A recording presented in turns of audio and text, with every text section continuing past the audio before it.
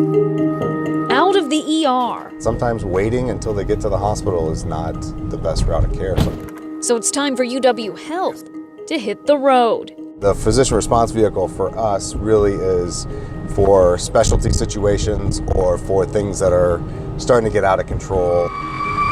The hospital's top ER doc, Dr. Mike Lohmeyer, proud to run their new 24/7 physician response service for critical situations. Things like amputating a limb are outside of the scope of practice for even the critical care paramedics who are out in the field right now. So there are things that unfortunately they just can't do.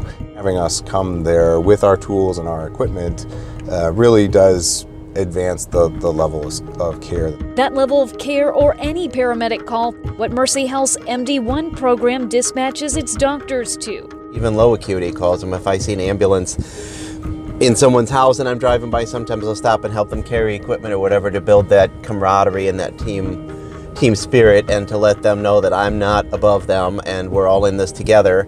And I think that's what's unique about it. Dr. Jay McNeil designed his program 6 years ago. As Rock County's EMS director, he wants to do all he can to support the local medical community. Not so much to do the rock star doctor maneuvers and central lines and chest tubes. I mean, we do our share of that, but it's really to enable and empower people to do their job and to do it well. We're in Madison. We're heavily relying on the EMS professionals to do what they do, and what they do incredibly well. Also, their physicians can focus on the task at hand.